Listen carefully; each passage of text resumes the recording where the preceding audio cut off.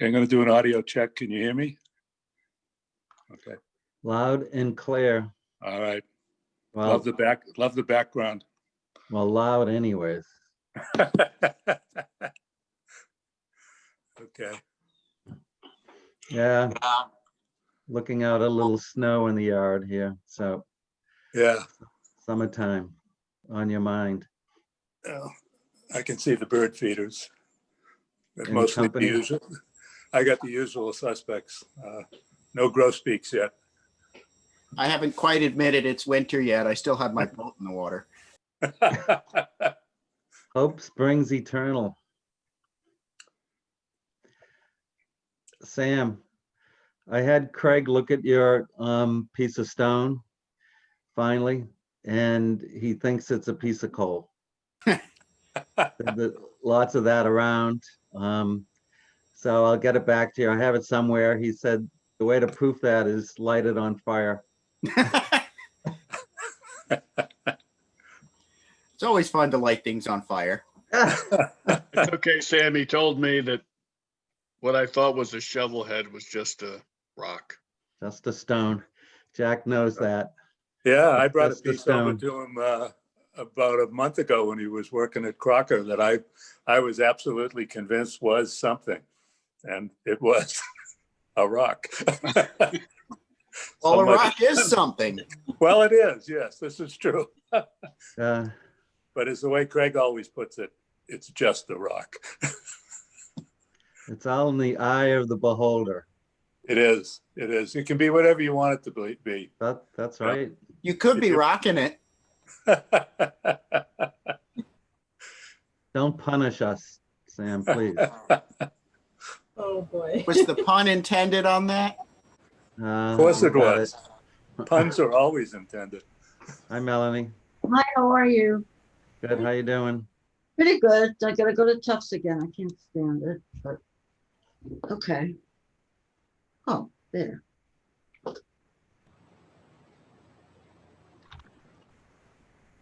Go over here. I like the bird. Oh, thank you.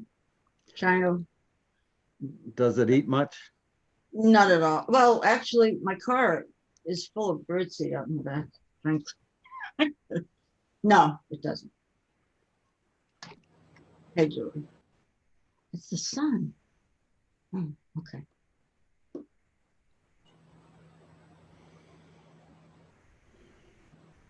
I was stunned for Jack to see that work that he did for the development. I thought that was spectacular timing to get that done. That was Yeah. magnificent. Well, I'll tell you about it in a minute. It's Yeah, let's hold off discussion. I don't want to get ahead of the game. No, I know. I just wanted to say hooray for you.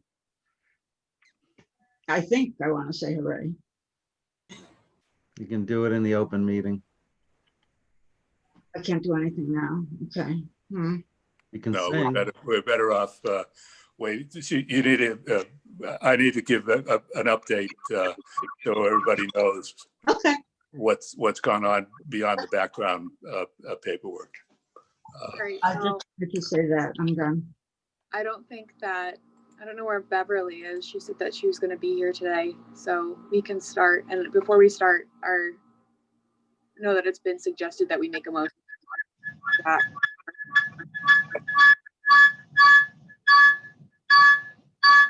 Make sure you're muted. We're getting feedback. Somebody's feeding back. There we go. I'm going to go to mute until I need to speak. Okay, that's what everybody should do just in case. But all right, well, we don't have Beverly, unfortunately. She hasn't contacted me either, so I hope she's all right. Okay, so are we all set to start? Okay. Yeah, I'm good. I see Kathy and Bob. I just can't see their pictures, so I'm hoping they're there. All right, I'm going to open the meeting. Good morning, everybody. I'm Julie Mockabee, Chairman of the Yarmouth Historic Commission. I'm going to begin by taking a roll call for quorum. George Lema. Present. Thank you. Melanie Barron. Here. Jack Duggan. Here. Kathy Heislip. She's there. We're going to assume she's there. Bob Kelly? Sure. Okay, Beverly is not here, and Sam Lawrence.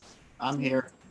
Okay, and Bob Heislop is, oh, there she is, there's Kathy. And Bob is here, I see his box, I just don't see his face. All right, got confirmation that Kathy's here. All right, we do have a quorum present. I'm going to call the meeting to order at 10:04. And I'm going to ask our moderator, Grace, to explain how the remote participation will work before we proceed. Grace? Thanks, Julie. As a precautionary measure to reduce the spread of the coronavirus, all town buildings are closed to the public, and the November 12th, not November 12th, December 10th, 2020 Historical Commission meeting will be held by remote participation. My name is Grace Rogers. I'm the Office Administrator for the Yarmouth Historic Office and will be serving as moderator for this virtual meeting. Although no in-person attendance will be permitted, every effort will be made to ensure that the public can adequately access and participate in the proceedings. Persons who would like to view or listen to this meeting while in progress may do so by watching via this virtual meeting or dialing into the number provided on the notice of meeting. We will also post a recording of this meeting on the Town of Yarmouth website as soon as we are available. Please be patient as we work to overcome any technological challenges within this virtual meeting today. For all meetings, to reduce confusion during the meeting, all audience participants of the virtual meeting enter the meeting muted. Participants will be unmuted when called upon to speak by the chair or moderator. If you are not speaking, please mute yourself to avoid unnecessary background noise. All votes must be roll call votes. After a motion is made and there is a second, the chair will ask for a roll call vote. For applicants and presenters will be made temporary panelists in order to share their screens while giving their presentation. All presenters and speakers need to identify themselves by first and last name and affiliation when speaking. Non-presenters and applicants can use the raise hand button or press *9 on their phone to identify themselves to the chair. The moderator will unmute applicants when they are called upon to speak. For public participation, comments or questions from the public will be taken at the discretion of the chair. Members of the public may speak by selecting the raise hand button or pressing *9. If you are dialed in, again, press *9. Members of the public recognized by the chair are asked to identify themselves by first and last name and affiliation for the public record, and then provide their comment each time they speak. I'm now handing the meeting back to the chair. Thanks, Julie. Thank you, Grace. There are a couple of people in the waiting area. I'm not sure if we want to hold off on having Joe come in until we've had Jack talk. I know he wants to have his agenda item moved up. Yeah, we can make a motion. I'd like to make a motion that we move Jack's presentation up. Someone like to second? Melanie seconds. All right, I'm going to roll call for approval. I'm going to skip Jack since it's his thing here. Kathy? Yep. Bob Kelly? Yes. And Bob Heislip? Okay. And Lawrence. Okay, go ahead, Jack. Okay, can you hear me? Yeah. Have I unmuted? Okay, thank you for doing that. Appreciate it. I got a doctor's appointment coming up here, and I was concerned that sitting too long without my foot elevated was going to make me feel worse than I do feel. I'm okay, but I just didn't want to contribute to my own problem. Anyway, let's get right to this. It's going to be pretty short. I don't see any need for further research on this archaeological potential of the subdivision parcel up on Route 6A. I have talked over the past week by email with the attorney for the developer, the realtor for the seller. I've reached out to a friend who is a professional archaeologist with an established cultural resources management firm, and I've reached out to the MHC for information. So I think all the bases have been covered with respect to collecting information and trying to determine if there's any negotiating room for a compromise solution that would mitigate potential damage to archaeological assets on the site. And I've also heard back from the attorney for the developer, who said that his client is not interested in pursuing a study that they would pay for on the land. And I got a similar answer, but not 100% yet, from the realtor who did, both parties did share the concerns I expressed in those memos about potential archaeological resources on the site. Most important point for all of us to remember here is there is no requirement for undertaking archaeological work either at the town level or at the state level. There's no bylaws, there's no general laws. It's a purely voluntary kind of thing, either to undertake that kind of work. So I respect the decisions that I guess we could call it a decision and a half, because I haven't formally heard back from the seller, but the context in which I spoke to the realtor suggested that the answer would probably be no. So I respect those positions. I want to point out that we don't have any particular recourse to follow now. The archaeologist that I've consulted said this happens often, so it's not unusual in that respect. So I have no action to recommend at this point. I think that what I did was in terms of pursuing information was about as far as we can go on this. So that's where it is. I recommend no action going forward. So I'll take some questions if you have them, but I think that's the whole thing in a nutshell. Thank you, Jack. George, go ahead. Thank you, Jack.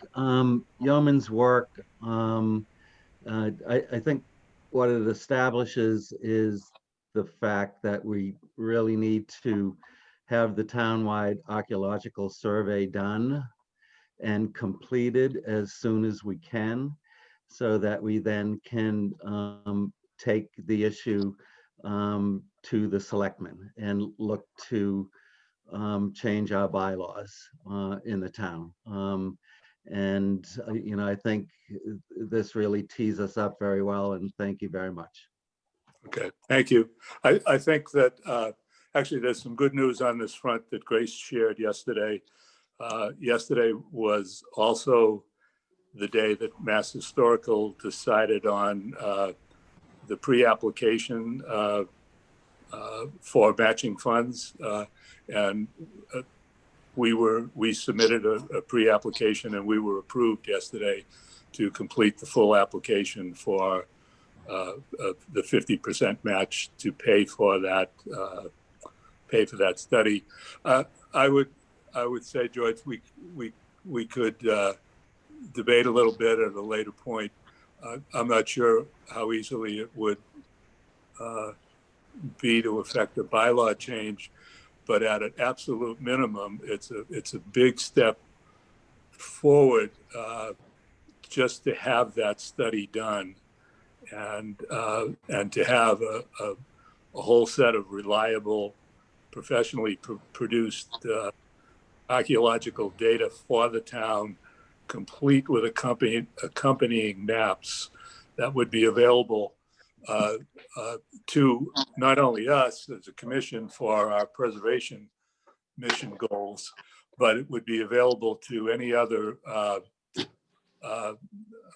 town department involved in the planning process, so that they could become more involved. And I would recommend that we think about, in the run-up, since we have to wait on the fiscal year to get the matching money, in the run-up, we as a group could engage in a little educational activity with colleagues at Town Hall about what value they might find in an archaeological recon survey like ours. And, but you're right, it emphasizes the point of why we sought that in the first place. Thank you, Jack. I'm glad you did all the work on that. It's too bad it didn't work out as planned, but Melanie, go ahead.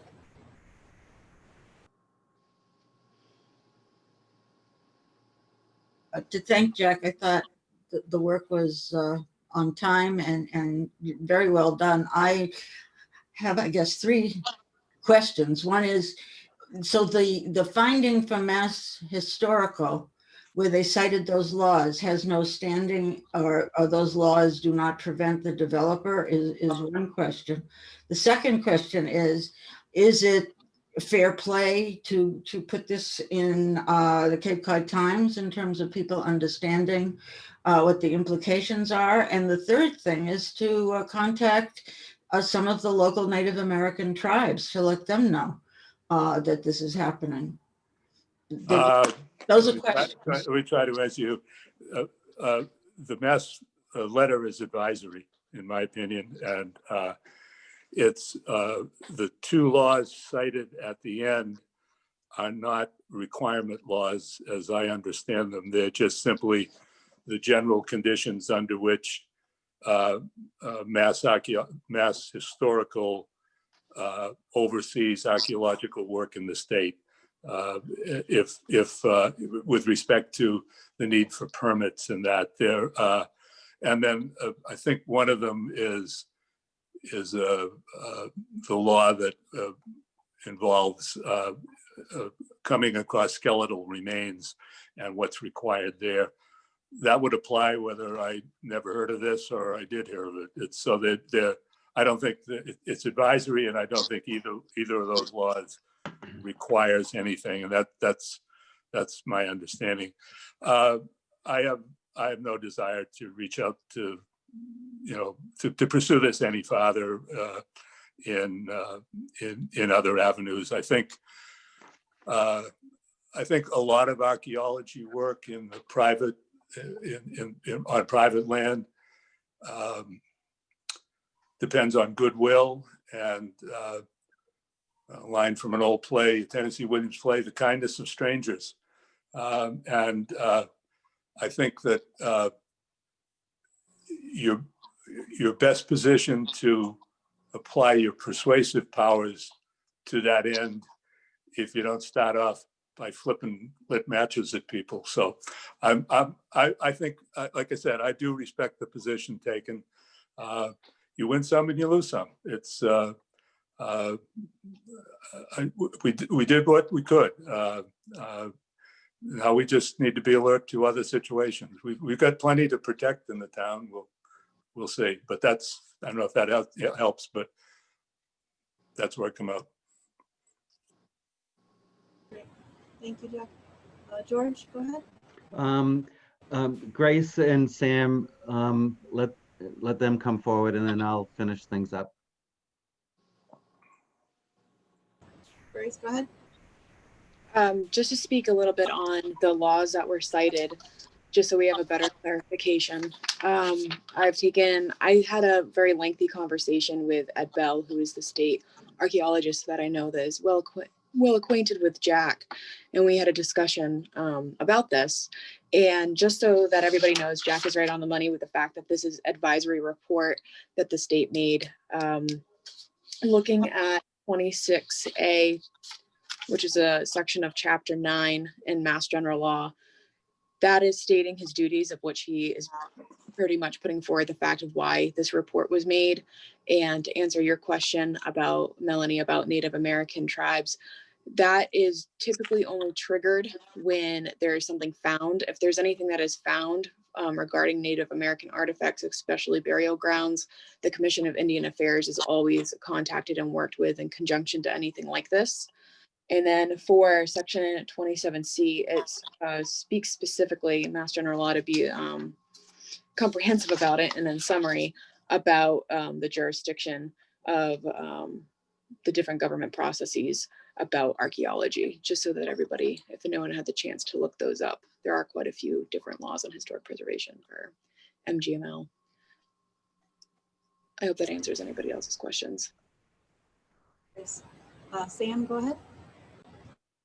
I've been out the past couple of meetings. Can I get a little background on this project of yours, Jack?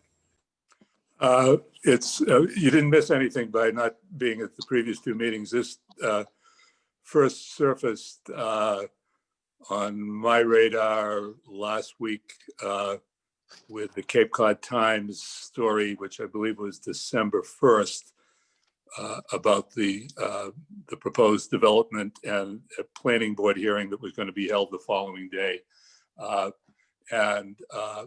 In response, I started to think about the implications and what possibilities there were there after reading the story for archaeological preservation.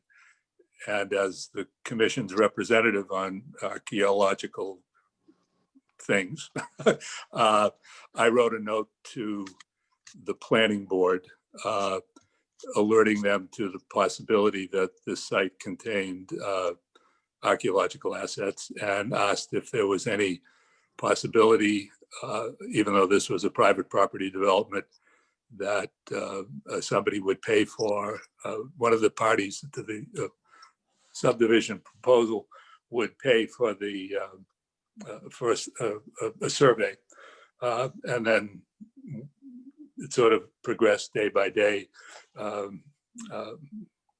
At the night of the planning board, in response to a question from a planning board member, the attorney for the developer said that he would share the contents of my memo, the concerns in my memo, with the seller of the land, and then we had an exchange back and forth, and I collected more information. But that's basically, it came up about 10 days ago, and completed its loop in that same time. I must have missed this story. Where was this property?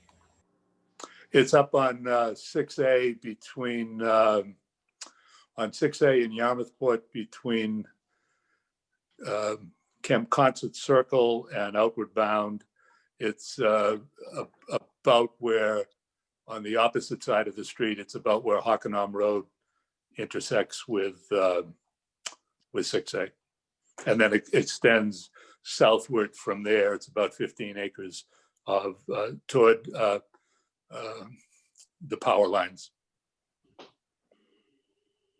Thanks, Jack. Yeah, if you drive up 6A, Sam, you'll see there's still like the realty for sale signs on the right, kind of designating the area. George, did you have something you wanted to add? Just one last quick question for Grace. So, clearly we need to get the survey done, but one of the questions is sometimes you take small cuts on before you get to the bone, where we already have the Old Kings Highway Regional Historical District. Is it possible to go back and modify that to add archaeological finds and to use MHC's guidance as a step to do that, so it'd be the small piece, and eventually we'll get to the whole part of Yarmouth. So just a quick question, and we can research it, but that's all I got. So to answer your question, I'm not sure that I understand it. Modify what to include Old Kings Highway? Well, we would have had to submitted applications and documents to have it designated, the Kings Highway, as a historic district. I assume that language did not include archaeological finds of significance. Maybe it does. Is it all encompassing? So that's where my question is For the townwide archaeological survey? Excuse me? For the townwide archaeological survey? No, so the Old Kings Highway was designated as a regional historic district. Was the historic aspect of it just on properties, or would it include other cultural assets? Okay, I see your question. So for the acts of 1970, which triggered the jurisdiction of that historic district. It's really only to maintain historic character, context, and pretty much aesthetic. It doesn't, from, I don't want to speak offhand. I've been reading it quite a bit, but not that I can mention specifically for archaeological, because they're more concerned with architectural significance and other historic preservation measures. I mean, it's it great. comes So to- while you're looking there, I'd just like to add, I've never heard anything about any archaeological requirements being connected with the OKH permitting process.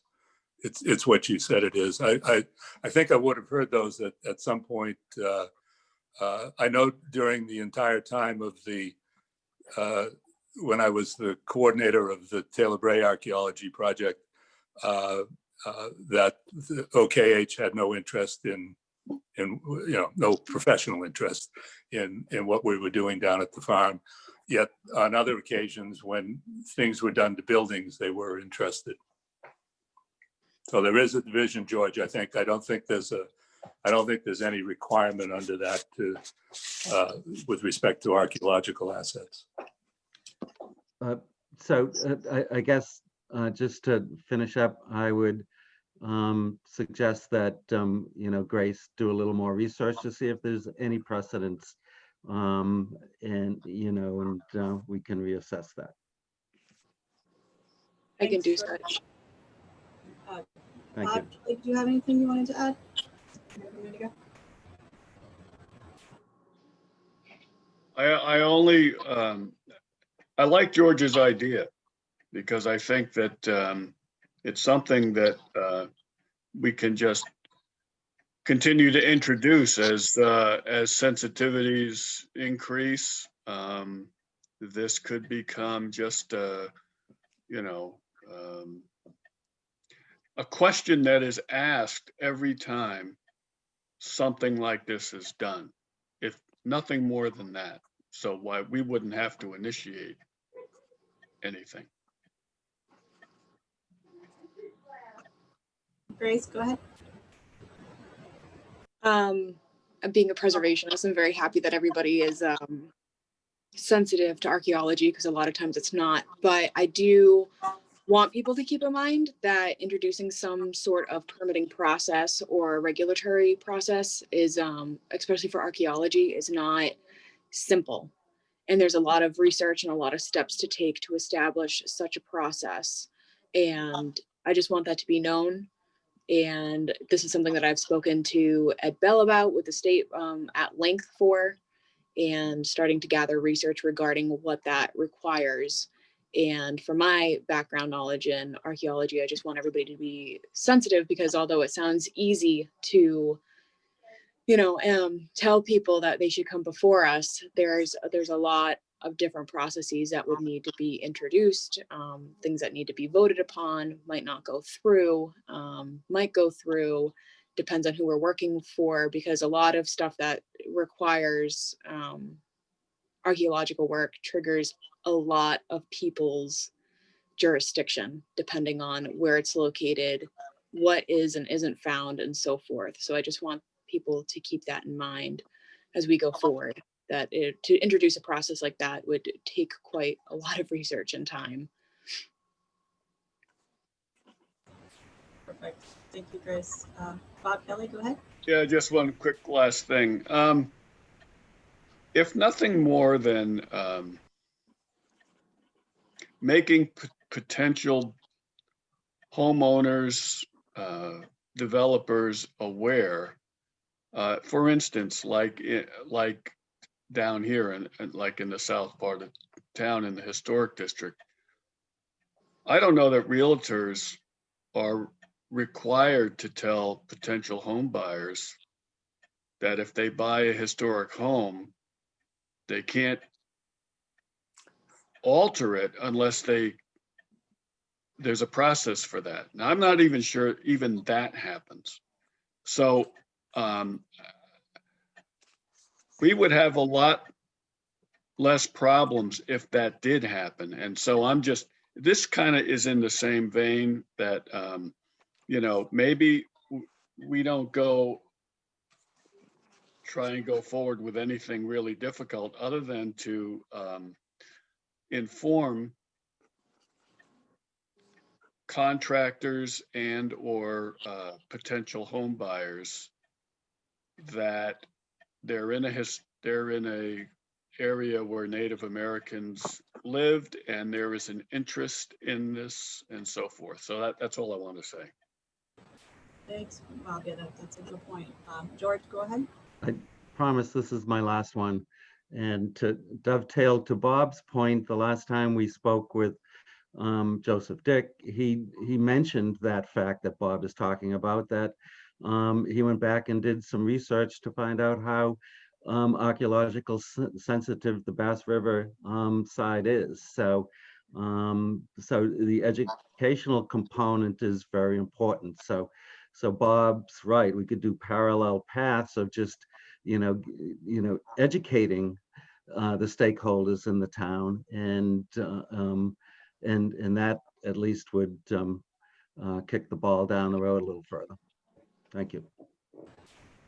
Thanks, George. Yeah, that's maybe we just need to discuss it more. Maybe we should put it on a future agenda to maybe hash out something that we think we should put together, or what kind of points we want to discuss or potentially bring forward to anybody, like builders or realtors or anything like that. I think it's definitely worth pursuing. Melanie, I saw your hand up. Go ahead.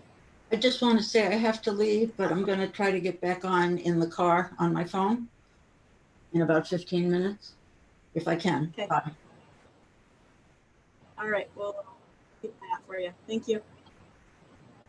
All right, does anybody else have anything further on the archaeology before we move on? Okay, I think we've got Joseph Dick in the waiting room. I know we spoke to him last month about the barn, and I believe he has some updated things for us. So Grace, can we get him in? Yep. Bob Kelly, yeah. Yeah, do we want to talk about anything before we put him on? Talk about what in regards I to the don't think so. I project, think we'll or probably be in. I think that's fine. Never mind, it's fine.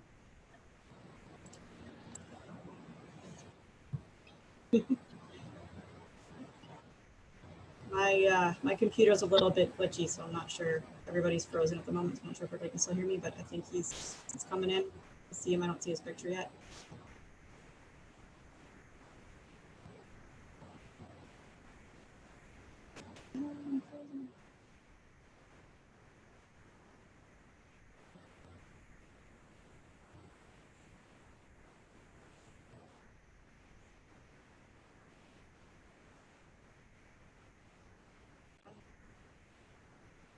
I'm frozen, so I don't know if someone else can take over for a minute until I get back in here.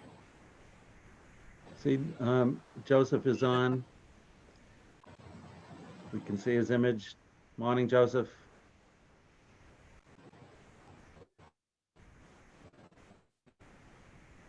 Joe, you're muted.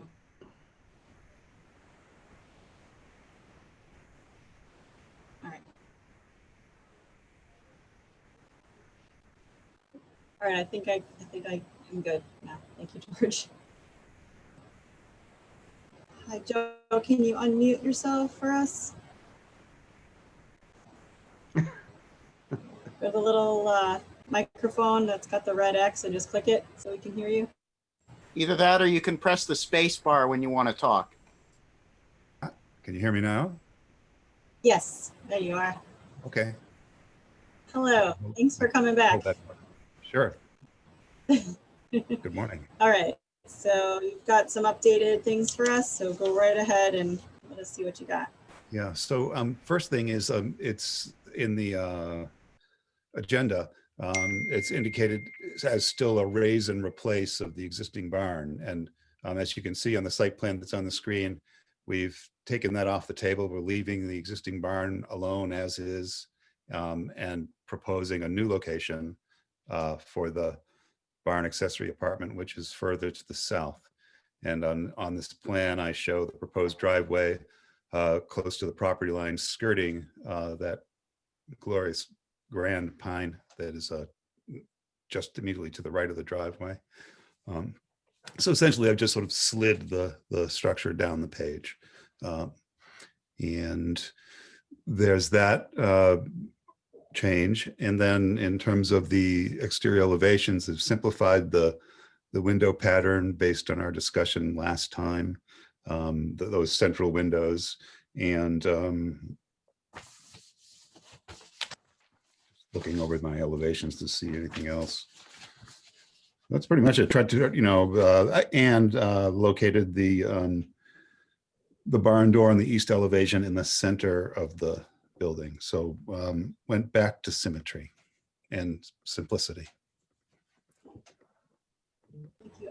Grace, do you have the images of the elevations? Because I couldn't get them to print correctly, so I couldn't really see them. Is there any way you can put them up? Yes, I have them.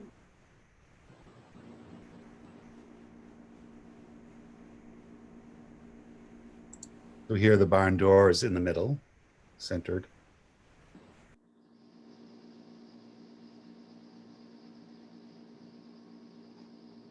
And here in the center, first floor, the central window is that it used to be Grace put it as in a Palladian manner. Now it's very simple, straightforward. By the way, this 3/1 sash pattern comes directly from the main house.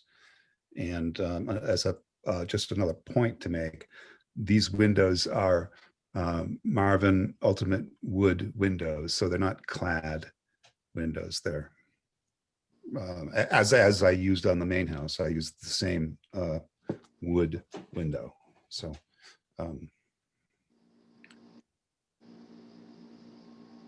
elevation is, I think, unchanged from the past submission.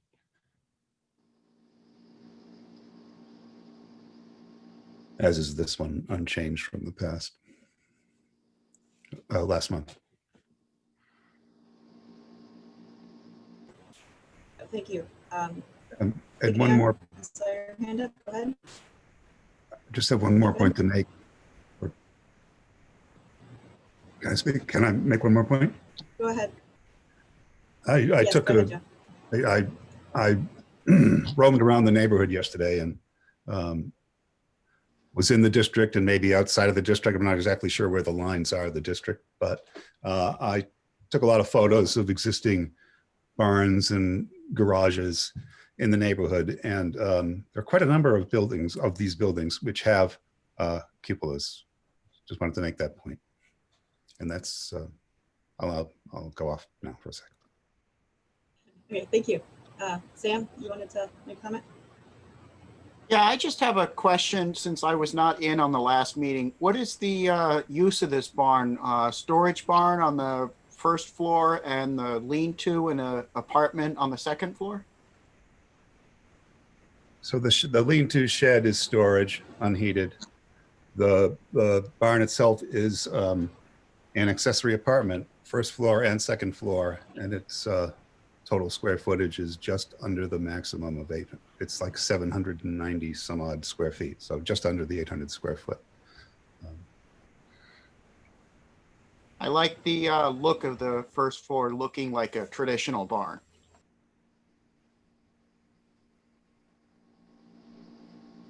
Great. Joseph, it looks like you took a lot of our ideas from last time, and I like the idea of keeping the original building and making this something new on property.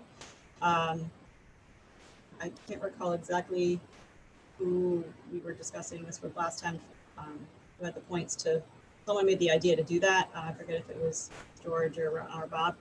But does anybody want to kind of chime in on what you think of the new proposal? And we should probably make a vote on it today. So Bob Kelly, go ahead. Yeah, it was me that suggested we leave the old barn alone. I like the new barn. Yeah. The only question I have is on the first floor window. I believe the house has 12/12 windows, and I was just curious that you didn't use that at all in the, in this structure. Actually, the house has 3/1. The front of the house? Yeah, I think so. I'll try to pull up an image, but that's what All right. it's you know, it's rare, but yeah.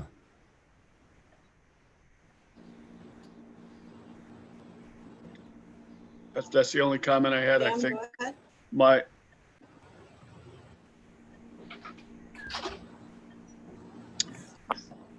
Thanks, Bob. barn has a cupola, Sam, but go ahead.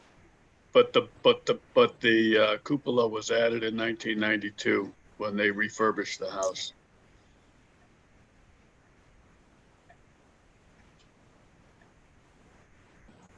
That's really all I have. All right, thanks, Bob. Sam, I see your hand. My screen is frozen again, so I'm missing somebody. I just want to throw in that I was not involved with the last meeting about the barn, but I am personally very pleased to hear that the original barn is going to be left intact and a new one built instead of replacing the old one. The other comment that I have to make is I believe in my opinion, I believe the drawings of this new barn are relatively well fitting of the neighborhood. Even with the cupola, I don't think it looks out of place. I just wanted to make those statements of my personal opinion anyway. I think the thing that I'm pleased about the most is the fact that the original barn is going to remain.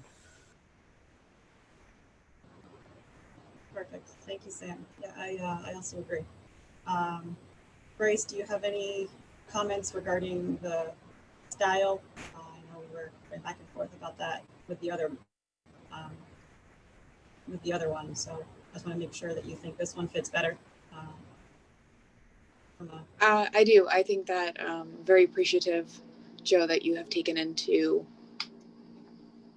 consideration our comments and just looking over the elevations one last time to see if there's anything of concern.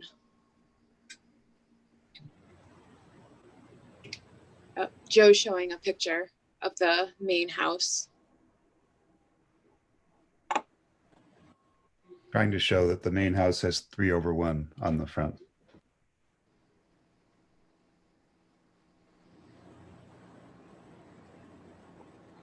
As far as architectural analysis go,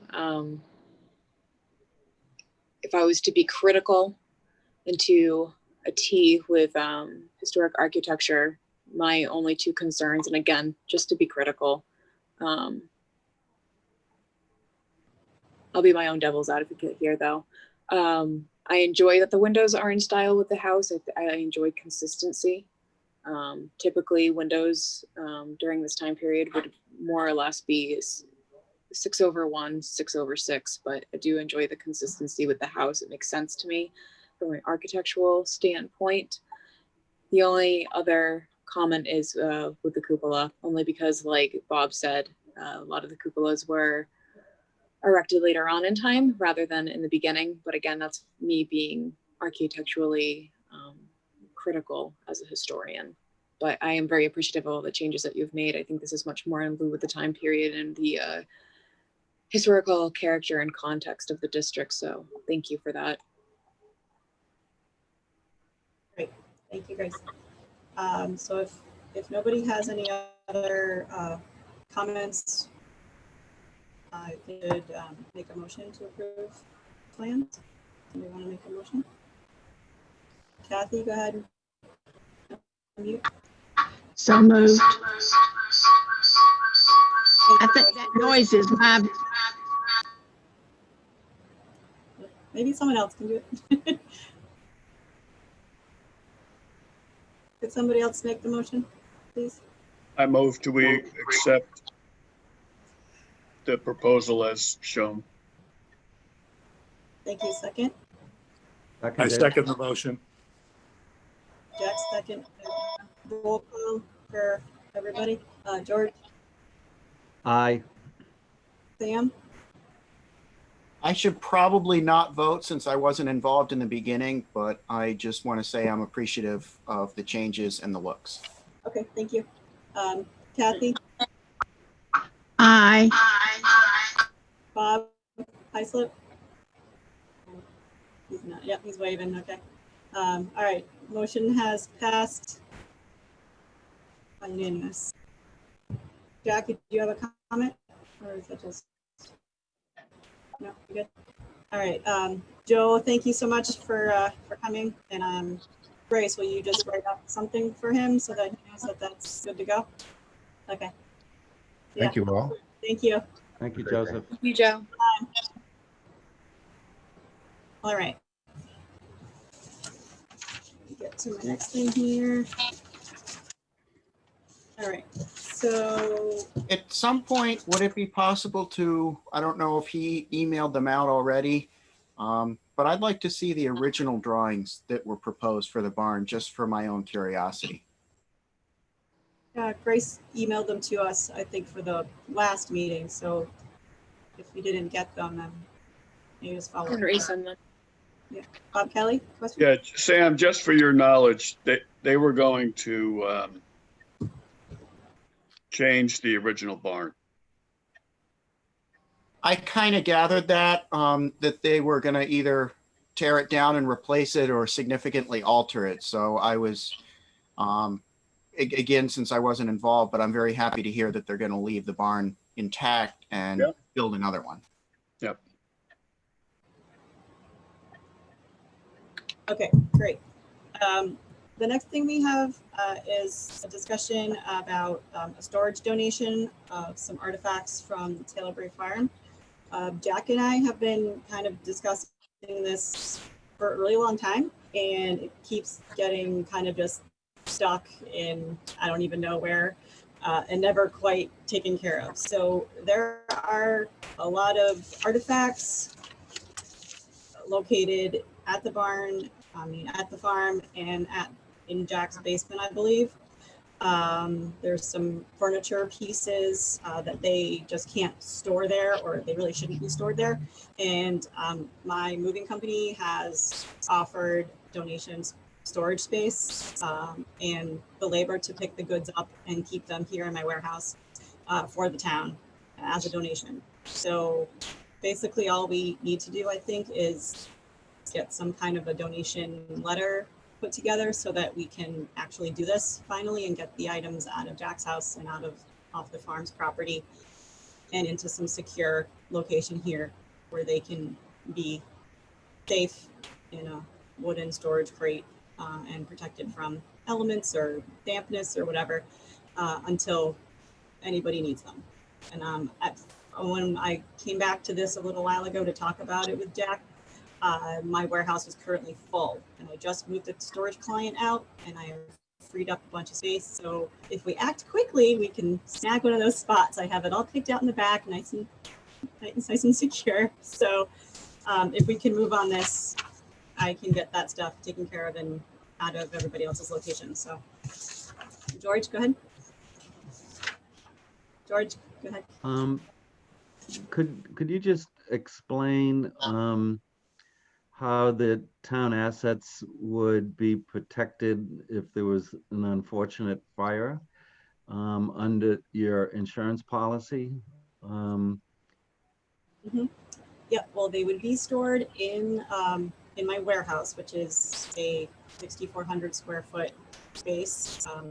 Inside we have big, gigantic wooden crates. They're about 5 by 7, I believe. And all the goods would be inside this wooden box. If there is a fire, we do have a sprinkler system that would activate and hopefully put the fire out before any damage occurs. All the goods are protected under my liability insurance and my warehouse insurance policy. If there was a catastrophic loss, unfortunately, of course, they would be gone, but that would be the same if they were anywhere and that occurred. So, but the warehouse is on a second floor, so the goods will remain out of any sort of dampness. My warehouse is vented in the summer. It is heated in the winter. It's dry. everything is inventoried and it's all put into its own container. So it's secure, and it doesn't get mixed up with anything else. And it's as protected as it can be from elements and from, hopefully from things like fire or floods or things like that. Thank you. Yeah, of course. Bob Kelly, go ahead.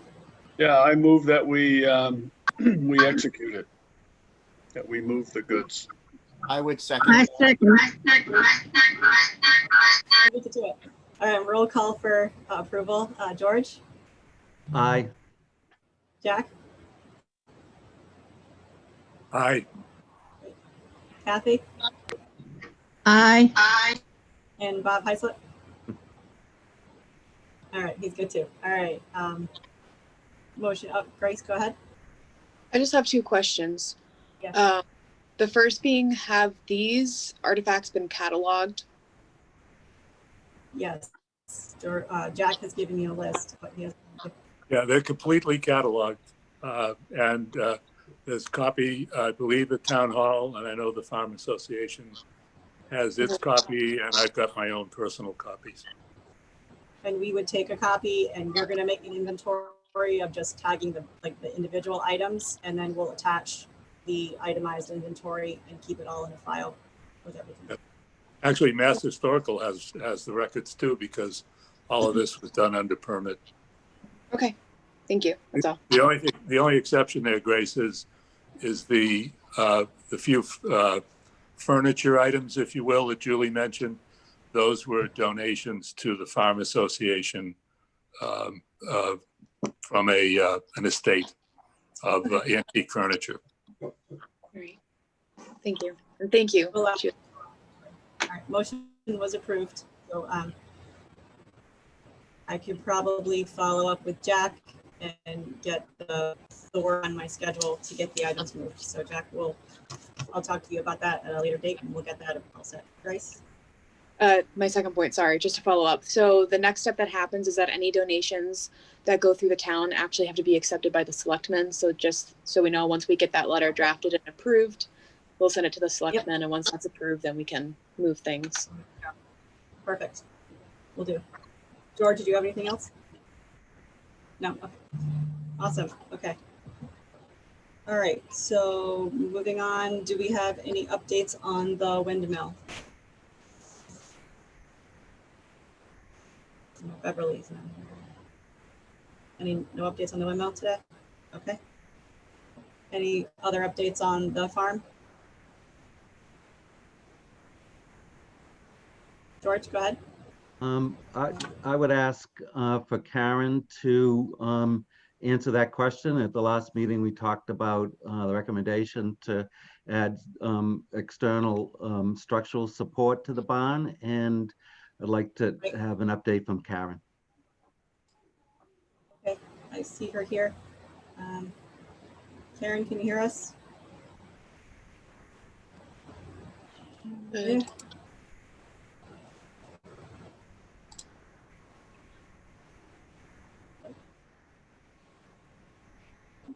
Hold on, let me see if I can reach her. Maybe there's a technical Back issue. there?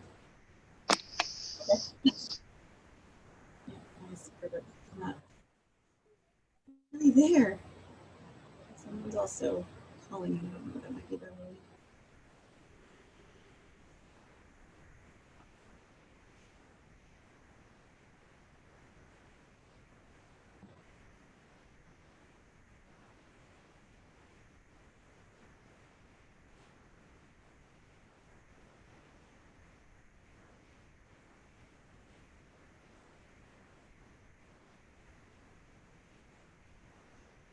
Do we have a new member over here, Kathy? We have the cat joining us today. A voting member? I know. Meow, Yeah. meow, meow.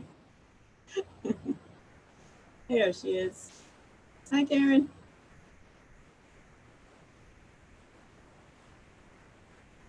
Hi, everybody. Hello. Karen, Go ahead, How's it George. going? Great. Sorry, I'm multitasking here, so I have no idea what Grace was calling me about. That's okay. George, why don't you just reiterate what you just said so she can respond? Yes, Karen, we're on the barn, and Julie asked if we had any updates, and I sure do. I asked for an update from Ms. Green. Okay, here I am. We went out to the site. I went with Jeff Colby, Robert Nelson, and John Bologna, who's the lead at Coastal Engineering, to go have a look. And they have since, Robert went out in-house, just like over at Baxter Gristmill, and he shored up the back door on the north side of the barn. And they also provided some additional bracing to one of the rafters that was in need of bracing. So kind of the consensus is that they, took some necessary steps to shore up the building while we're working on it. Excellent. Thank you. Karen, any photos you can share with us? No, I don't have any. I'm happy to get some, George, but I don't have them. Robert, I'd have to look at my calendar to tell you when we went over there, and Robert went over. I bet you Robert went over last week. I can try to find some time to get down to the farm and up in the barn and take some pictures, but it won't be today or tomorrow, I'll tell you that. No, that's fine. Just to have it for the historical record, that would be great. Yep, sure. Thank you. While we have you, Karen, do you have any gristmill updates? Gristmill updates? No, I don't. It's, I'm trying to get all the pieces together before I give kind of a full update. So the in progress update would be that we're waiting on Andy Shrake to give us a little bit of a cost estimate. These are all the follow-up steps per the CPA application questions that came up through George. So I don't have that information. Okay. But I have asked for it. Does anybody else have anything on the gristmill? Probably not, right? Okay. Thanks, Karen. Okay, you bet. Okay. Anything else? I don't think so. Does anybody else have anything else they need Karen for? I think we're good. Okay. No, we're good. Thank you. Okay, I'll be here if you need me. I'll keep an eye on the chat screen if Grace wants to ping me, but I'm going to go back to ZBA hot stuff right now. Awesome. Okay. Thanks. All right. Next thing is updates for community preservation. The South Yarmouth Methodist Church. Do we have anything on that since last couple times? I think we do, right? George, yeah. So at the CPC meeting yesterday, we reconfirmed that the Methodist grant request is being tabled because of the lack of information. So that will move forward to the next round, and hopefully the elders will have addressed the questions that we had. Perfect. Okay. And were there any new applications that we need to know about? Yes, we discussed the Cultural Center has put in a request, CPA request, Yes. For preservation. Their request encompasses a leaking roof, a replacement of doors, and painting of the sash. So there was a lot of discussion about that. One of which I mentioned that the Historical Commission would be interested in looking at what is recommended to replace the 3 doors. And I had sent to Grace, photos of their application. So they pointed out that at one time they had discussed with the Historical Commission, I'm not sure whom, where they've looked high and low, wide and far for older photos of the doors. And they have not come up with anything, all except for, a few photos of the front entrance open doors look like they were French doors. So I told Bob Nash that I would come down and look at it firsthand. And so what I would encourage folks, if they could, and especially Bob and Sam, see if we can find anything for the bank.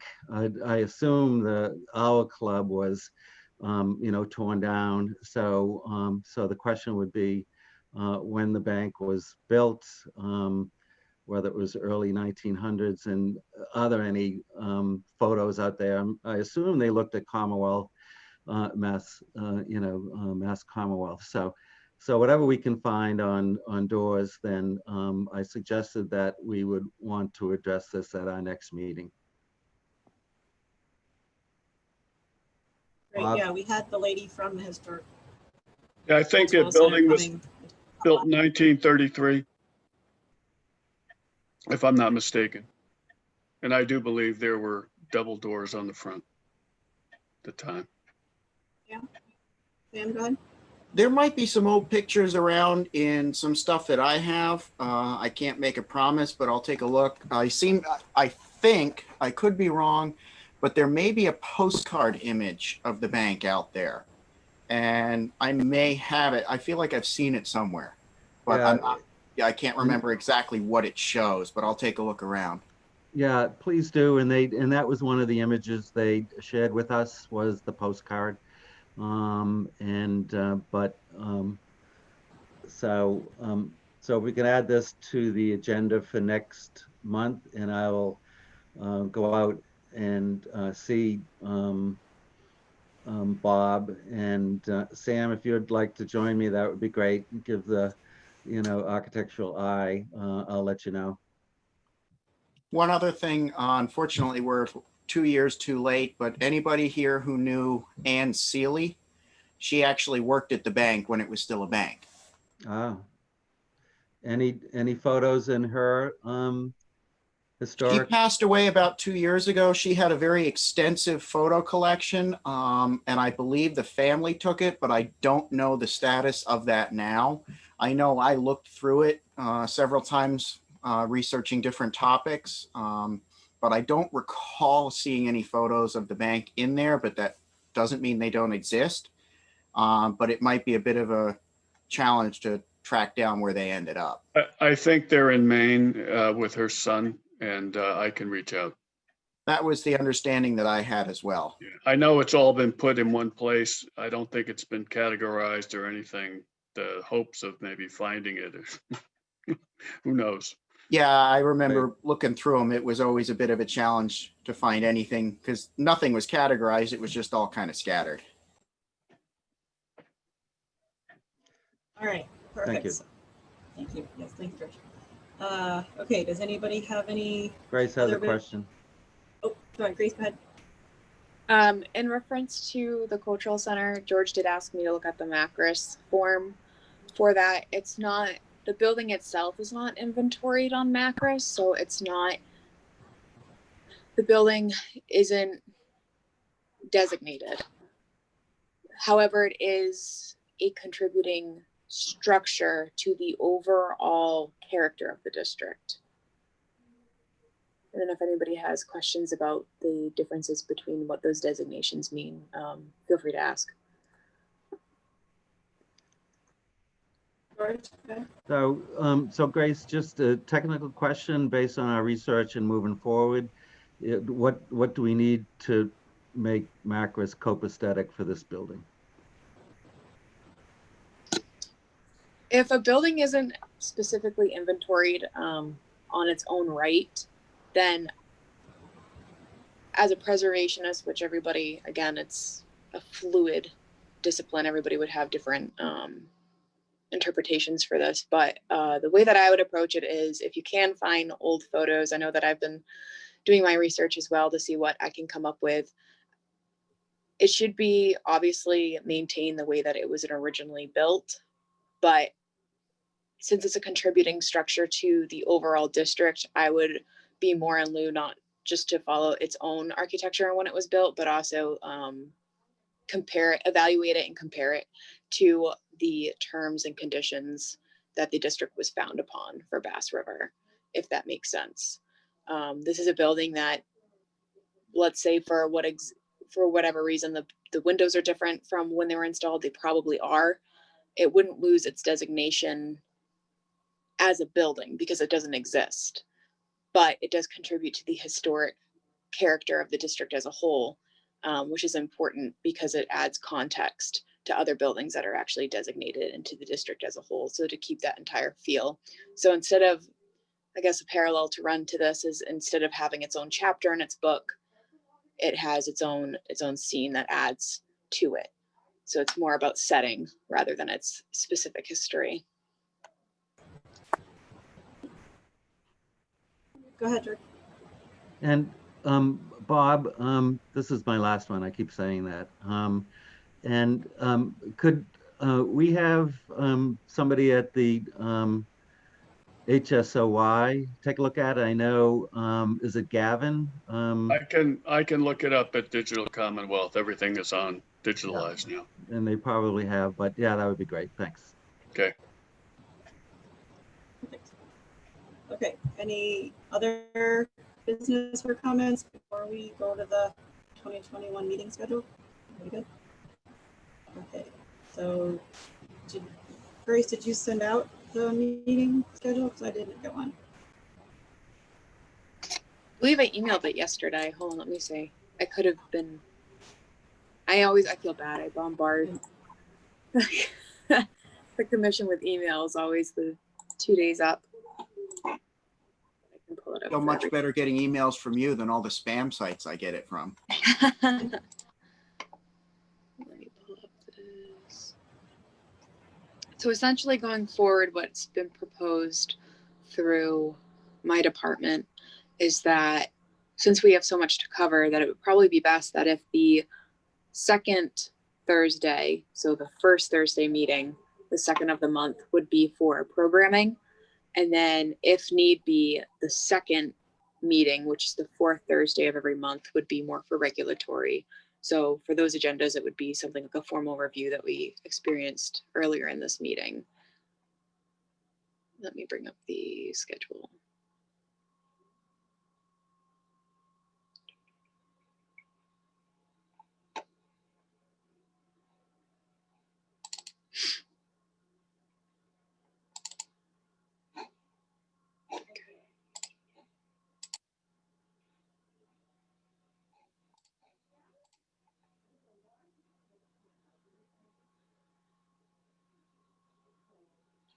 So these are the proposed dates going into 2021.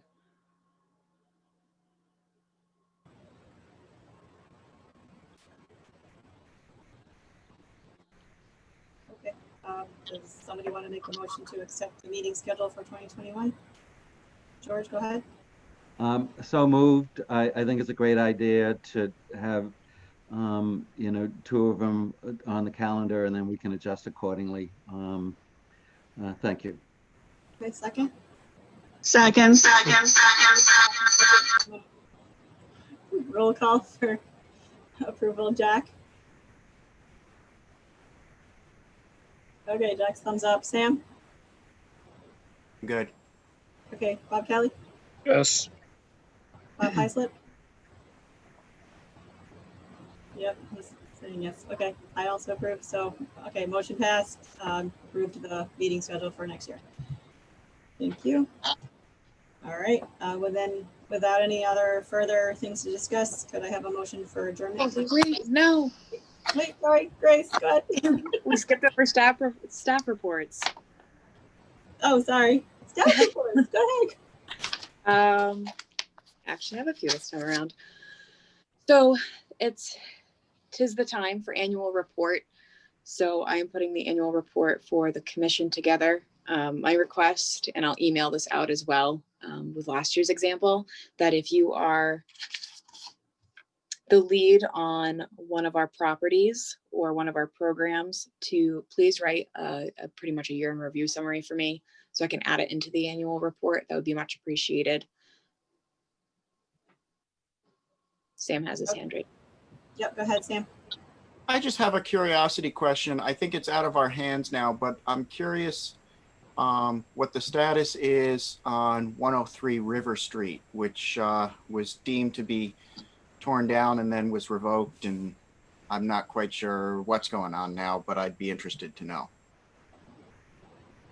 I know that Sarah Korjeff met, I believe, in November with the owners. She hasn't come back with anything yet. I think they're still in discussion. I think because it's now the cold season that there's probably a delay in work, but I haven't heard from Sarah. I can follow up with her to see if she's heard anything or if they're putting a report together or what the following steps are with that.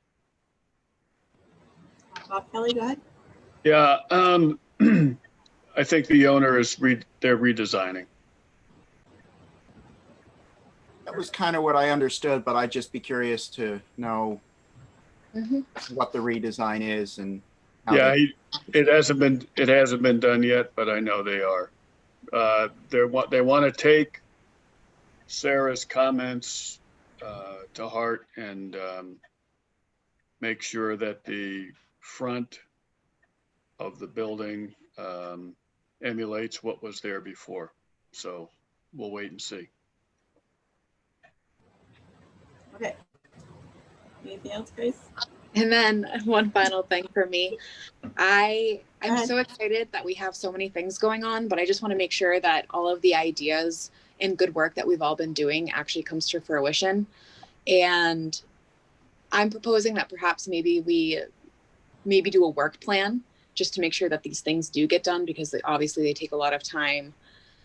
And there's nothing more unfortunate than when you start something and it doesn't come to fruition, especially when everybody's so passionate about what they're doing, which I'm so appreciative of.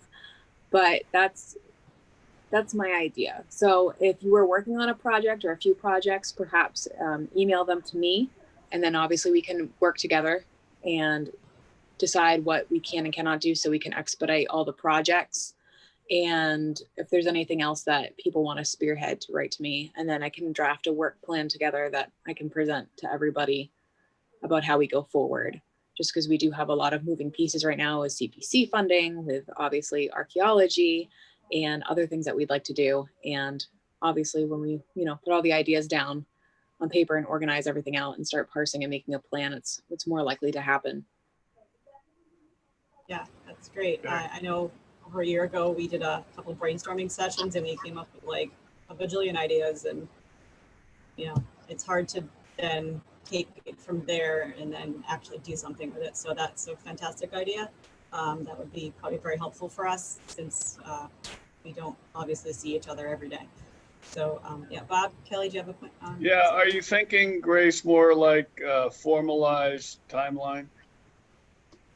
That would be fun with me. I think sometimes I can put a formalized timeline together, but it's would be more preliminary, only because there's so many moving parts, especially when it comes to preservation. Well, Microsoft has, I forget what it's called now, but it's I've used it a lot. It's a timeline, and it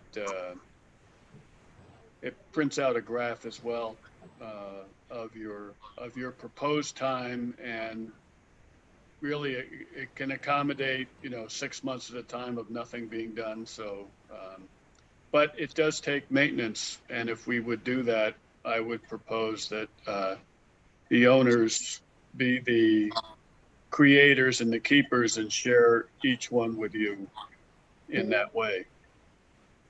That works for me. Jack, did you have something to say?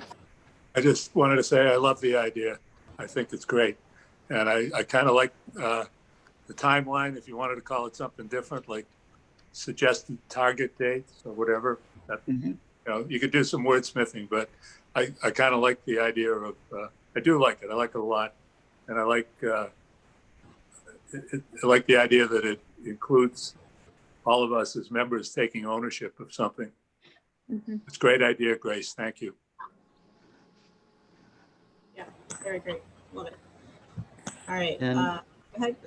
if I might add, Grace, I will send you the documents that we created a year ago when we were doing the brainstorming, on the chance that you don't have it I'll resend that out to you. Please, that'd be helpful. Thank you. Awesome. All right, Thank you. great. So anything else, anybody? Anything further? Okay. All right, can someone make a motion for adjournment, please? I move to adjourn. Okay, thank you. Second? Kathy seconds. Other feedback over there? All right, George, Aye. Jack? Yep. Sam? Aye. All right, Bob Heislop? Yep, he's nodding. All right, motion passed, everybody. We are adjourned. Thank you. It was a great meeting. Thanks, guys. Everybody have a happy holiday. You You as too. well. Good to see everyone. Grace, great job. Good meeting, guys. Thanks. Thanks. Thank you, everybody. Bye.